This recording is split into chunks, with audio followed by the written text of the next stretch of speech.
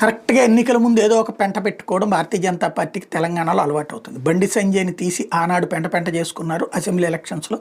చివరికి గ్యారంటీ కనీసం ప్రతిపక్ష స్థానం కనీసం 15, 20 సీట్లకి తక్కువ వచ్చేది కాదు. అట్లాంటి దాన్ని కాస్త 8 స్థానాలకు పరిమితం చేసుకున్నారు. సరే అయినా ఆ తర్వాత జరిగిన పరిణామాల మధ్యన కిషన్ రెడ్డి మళ్ళీ సెటరేట్ చేసుకున్న తర్వాతన అటు మోడీ మీద ఇంపాక్ట్ అది బాగా పనికొచ్చింది.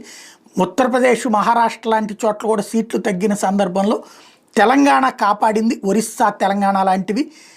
అందులో భాగంగా బీజేపీకి 8 పార్లమెంట్ స్థానాలు వచ్చినాయి. ఎదగాల్సిన టైంలో మళ్ళీ రేపు స్థానిక సంస్థల ఎన్నికలు వస్తున్నాయి అనుకుంటున్నటువంటి సందర్భంలో అకస్మాత్తుగా గొడవలు ఈటెల బండి సంజయ్ గొడవ ఒకటైతే, మరొక వైపున విశ్వేశ్వరరెడ్డి గొడవ మరొకటి. కేంద్ర మంత్రులు లేకుండా తెలంగాణ బీజేపీ 6 ఎంపీలు కలవటం అన్నటువంటి సంచలనం సృష్టిస్తుంది. అందులో విశ్వేశ్వరరెడ్డి వాస్తవంగా బీజేపీ పార్లమెంటులో అధికారిక విప్ అయిన ఆంధ్ర, తెలంగాణ, అండమాన్